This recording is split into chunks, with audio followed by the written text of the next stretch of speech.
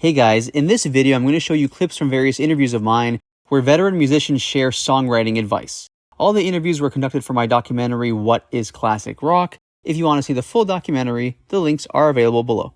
The more you can personalize something, the more likely it is, if you're speaking in clear enough terms, that it will connect with an audience out there. Not everything you write has to be released either. I mean, often you can take 10 or 12 great ideas, and the ones that resonate most with the people you're working with are very likely the ones that are going to get worked on and going to ultimately get out into the world because you're making that connection. In any era of music, you know, everybody wants people to like their music, but for the musician, I think, I know I can speak for myself, my goal has always been to just do something that I think is good music. And that, if that's the motivation, the music is probably going to be better. And that might be one of the reasons why classic rock has become such a popular genre and is enduring the way it is. When you're an amazing musician and you have confidence and you can just walk in a studio with 2 or 3 other guys or girls that are at your level, the fear is gone. Then the creativity just comes out and explodes. You're not going to see that now because I don't think people work on the craft so much. They're maybe more focused on the end game, like the fame, the money, whatever. I don't know. But those bands, as particularly in the late 60s, early 70s, I mean, it was clearly just about music and playing live. And that's what they were great at. Obviously, you know, if you watch any footage of any of those great bands from that era, they're all incredible live. So when you have that type of energy on stage with people that just are phenomenal players and wrote great songs, that's the energy. What is the purpose to writing music in your mind for you? For me, it's absolutely writing for me first, because I feel very strongly about this. If I feel what I'm singing and writing and performing, then you will believe me and you will feel it. If I'm just singing something that I wrote to make you love me, it's not going to happen. You know, I can't sell anything that I don't believe in myself. And I'm very fortunate that with every song I've ever written, that is the case. I think 99% of my fans love me and are very loyal to me because they can relate to every word I've ever written. I'm not saying I've written hit songs, but I know that I'll go down in history as that girl who touched your heart and helped you heal. I'm all about healing. I'm all about showing 2 sides of a story, the pain and how to overcome it and get through it and fix the broken parts. So I think some of my songs could have been hits if the right people sang them. I think I'm a great singer, but I guess I'm just not globally recognized enough. So if I had a major label who used and abused me, I probably would have been further today and more people would have heard my songs, but I prefer to not be used and abused. So I'm going to be indie till the day I die, and I'll have my little cult movement and my little underground scene, fans who love my music, my lyrics. You can't force great songwriting. Now, years ago, there were all these things in the Brill Building, which is a very famous New York publishing building in Manhattan, that those writers that had to write for all these, you know, they could be for Broadway or for the famous artists that were mostly singers and not the people who wrote the music. And these, you know, people needed to get together and write, and they did. You know, they were really gifted to begin with. So even though they may have looked at it like, okay, I'm booked from 12 to 6 to write, okay? Mm-hmm.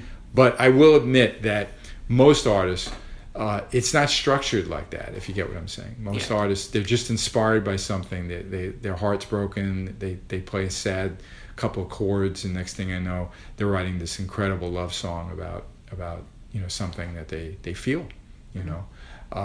And sometimes just lyrics come first for people. Sometimes it's clearly just a riff, and then all of a sudden you have this incredible song. There's no real one way it happens, but it is an inspiration, and it is I feel like the best stuff comes very natural. People that are gifted enough to write a great song, you know, write an anthem or a hit, you know, it's really incredible that the inspiration can happen anywhere. You know, Paul McCartney talks about dreaming of yesterday with the title Scrambled Eggs, okay? But that had the right syllables, right? There's an inspiration, there's a connection that the artist that's creating the song has with his, I call it their inner muse, you know, where they just kind of, it comes from somewhere that there it is. I know when I'm really in that moment when it happens, it's very hard to define.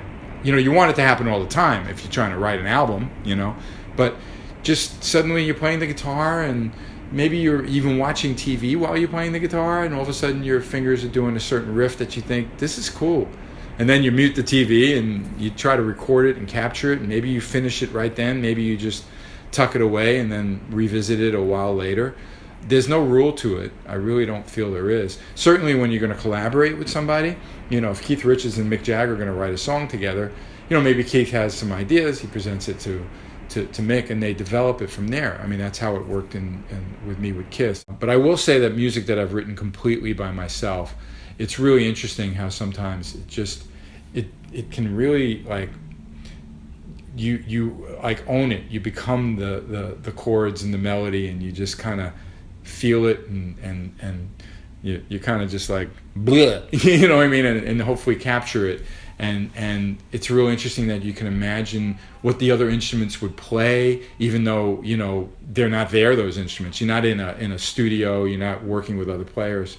And it's fascinating how that works. If I had to mentor somebody, and I would do it in a heartbeat, my first instruction would be to go out and do every gig that God sends. Every gig. This is how you learn. You don't learn by going on a reality show and copying somebody else. You go and you do the shows.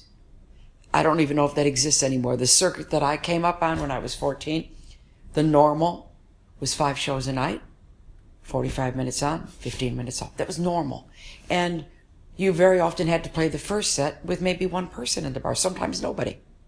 So this is how you learn, you know? A few people come in, you start to see if you can get their attention, a few more come in, then you get to the ending show and everybody's in and you're going, this is how you learn. From playing the shit to the best. And then when your turn comes, if your turn comes, that you have success, you've done your homework.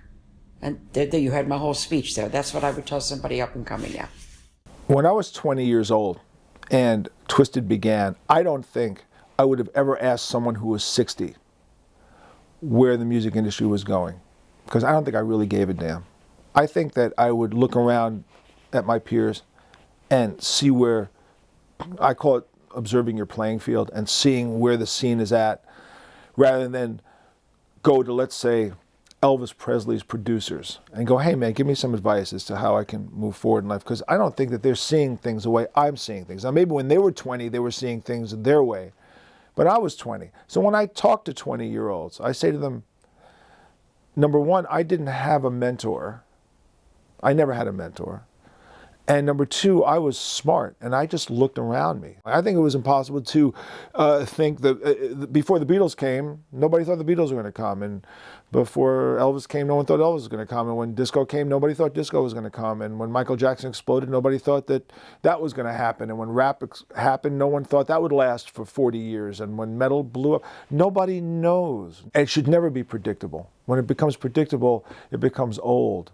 One thing I would be curious to know, and this would be another project for you, would be to determine how many kids in, like, Mount Carmel, for example, are passionate about playing a rock band instrument versus when we were there.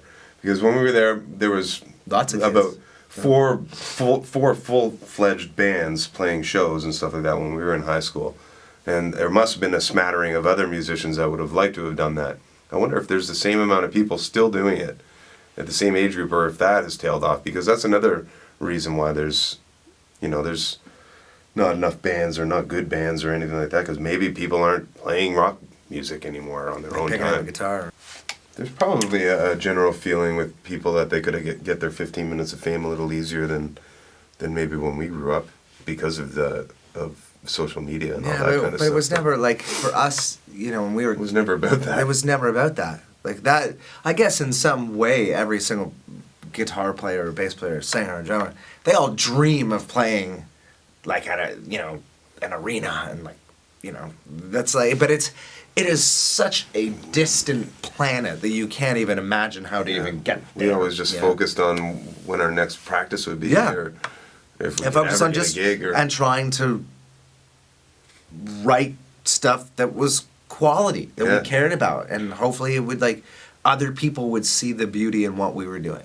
Right? That's all you can hope for. It's like you play a song for someone. You don't want to play music. And anyone that says they don't play music for other people, I mean, it's not that you're playing it for other people, but you want people to be moved. Mm-hmm. Like you want somebody to cry or to say that's the worst song I've ever heard or feel some kind of emotion. And when you're writing and you're playing and you can see that transfer happening, that's a really special thing, you know? Mm-hmm. So we would always hope that 10 people that were at that bar that we played at, that hopefully they go tell their friends and the next time there'd be 20 people there, you know? And it kind of happened like that. Yeah. And then it went from 20 to like 1,000.